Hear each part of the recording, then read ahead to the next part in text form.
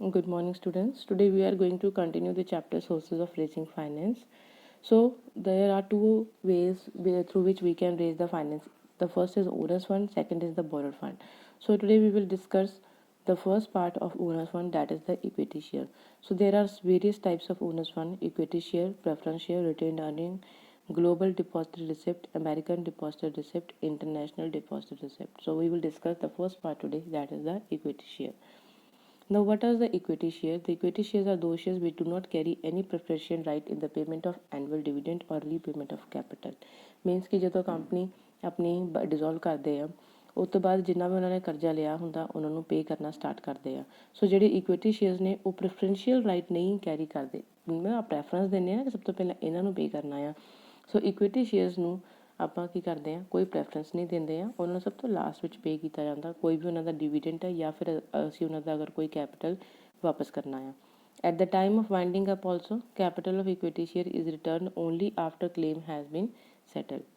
Means ਜਦੋਂ winding up ਅਗਰ company ਅਸੀਂ ਜਦੋਂ ਬੰਦ ਕਰ ਰਹੇ, ਸ਼ਟ ਡਾਊਨ ਕਰ ਰਹੇ ਹਾਂ, ਉਦੋਂ ਵੀ ਕੈਪੀਟਲ ਜਿਹੜਾ ਇਕੁਇਟੀ ਸ਼ੇਅਰ ਹੋਲਡਰ ਦਾ ਅਸੀਂ ਉਦੋਂ ਹੀ ਰਿਟਰਨ ਕਰਾਂਗੇ ਜਦੋਂ ਸਾਡੇ ਬਾਕੀ ਸਾਰੇ ਜਿੰਨੇ ਵੀ ਕਲੇਮਸ ਨੇ ਉਹ ਸਾਰੇ ਕਲੀਅਰ ਹੋ ਜਾਂਦੇ ਆ। Features of equity share, the first is primary risk bearer, ਕਿਉਂਕਿ ਇਕੁਇਟੀ ਸ਼ੇਅਰ ਹੋਲਡਰ ਸਭ ਤੋਂ ਪਹਿਲਾਂ ਸ਼ੇਅਰ ਹੋਲਡਰਸ ਇੱਦਾਂ ਦੇ ਨੇ ਜਿਹੜੇ ਕਿ ਰਿਸਕ ਨੂੰ ਬੇਅਰ ਕਰਦੇ ਆ। ਕਿਉਂਕਿ ਅਗਰ ਕੰਪਨੀ ਕੋਈ ਲੋਸ ਸਫਰ ਕਰ ਰਹੀ ਹੈ ਤਾਂ ਉਦੋਂ ਵੀ ਇਹਨਾਂ ਨੂੰ ਕੋਈ ਪ੍ਰੋਫਿਟ ਨਹੀਂ ਮਿਲਦਾ। ਰਿਸਕ ਬੇਅਰਰ ਕਿੱਦਾਂ ਹੋਏ?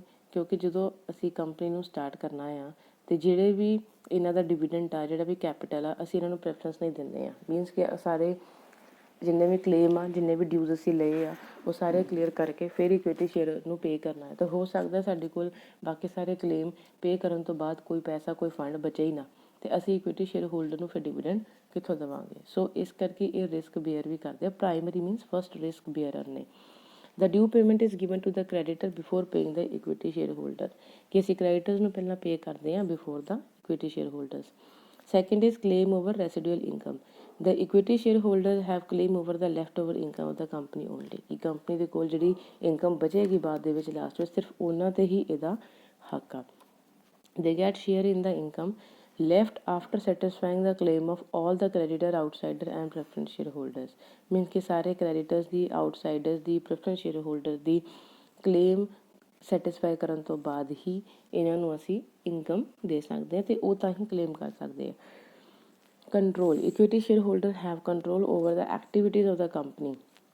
ਮੀਨਸ ਉਹਨਾਂ, ਕਿਉਂਕਿ ਇੱਕ ਤਰ੍ਹਾਂ ਦੇ ਓਨਰ ਆ, ਉਹਨਾਂ ਦੇ ਕੋਲ ਵੋਟਿੰਗ ਰਾਈਟਸ ਵੀ ਹੁੰਦੇ ਆ, ਠੀਕ ਆ। ਇਸ ਕਰਕੇ ਉਹ ਕੰਪਨੀ 'ਤੇ ਜਿਹੜਾ ਕਿ ਫੁੱਲ ਕੰਟਰੋਲ ਉਹਨਾਂ ਦਾ ਹੁੰਦਾ ਆ। Higher profit, the rate of interest for debenture holders and the rate of dividend of preference share holders are fixed.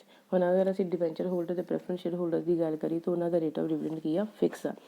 But at the time of profit the debenture holder and preference share holder get the fixed income. ਉਹਨਾਂ ਨੂੰ ਜਿੰਨਾ ਅਸੀਂ rate decide ਕਰਦੇ ਹਾਂ ਓਨਾ ਮਿਲ ਜਾਂਦਾ ਆ। But equity share holders enjoy ਆ ਹਾਇਰ ਪ੍ਰੋਫਿਟ। ਹੁਣ ਸਪੋਜ਼ ਅਗਰ ਬਿਜ਼ਨਸ ਨੂੰ ਕਾਫੀ ਸਾਰਾ ਪ੍ਰੋਫਿਟ ਹੋਇਆ, ਦੈਨ ਤੇ ਇਕੁਇਟੀ ਸ਼ੇਅਰ ਹੋਲਡਰਸ ਨੂੰ ਪ੍ਰੋਫਿਟ ਹੋ ਜਾਂਦਾ ਹੈ, ਕਿਉਂਕਿ ਬਚੀ ਹੋਈ ਇਨਕਮ ਸਾਰੀ ਉਹਨਾਂ ਦੀ ਆ। ਬਟ ਅਗਰ ਇਨ ਕੇਸ ਕੰਪਨੀ ਨੂੰ ਜ਼ਿਆਦਾ ਪ੍ਰੋਫਿਟ ਨਹੀਂ ਹੋਇਆ ਜਾਂ ਫਿਰ ਲੋਸ ਹੋਇਆ ਤਾਂ ਉਸ ਕੇਸ ਦੇ ਵਿੱਚ equity share holders risk face ਕਰਦੇ ਆ। Permanent capital, equity shareholders provide the permanent funds of a company. There is no fixed commitment to return the money or pay a fixed rate of dividend. ਜਿੱਦਾਂ ਕਿ ਇਹ honours fund ਆ, ਸੋ ਅਸੀਂ ਕੀ ਆ, ਕਿਸੇ ਤੋਂ ਪੈਸਾ ਬਾਰੋ ਕੀਤਾ ਹੁੰਦਾ, ਸਾਨੂੰ ਪਹਿਲਾਂ ਟੈਨਸ਼ਨ ਹੁੰਦੀ ਹੈ ਕਿ ਅਸੀਂ ਉਹਨਾਂ ਦਾ ਪੈਸਾ ਰੀਪੇ ਕਰਨਾ, ਵਾਪਸ ਕਰਨਾ, ਰਿਫੰਡ ਕਰਨਾ। ਬਟ ਇਹ ਖੁਦ ਦਾ ਪੈਸਾ ਆ, ਇਸ ਕਰਕੇ ਇਹਦੇ ਵਿੱਚ ਕੋਈ ਟੈਨਸ਼ਨ ਨਹੀਂ ਆ ਕਿ ਅਸੀਂ ਕਿਸੇ ਦਾ ਪੈਸਾ ਵਾਪਸ ਕਰਨਾ ਹੈ। ਉਹ ਤੁਹਾਡੇ ਕੋਲ ਹੀ ਰਹੇਗਾ, ਇੱਕ ਤਰ੍ਹਾਂ ਦਾ ਪਰਮਾਨੈਂਟ ਫੰਡ ਆ।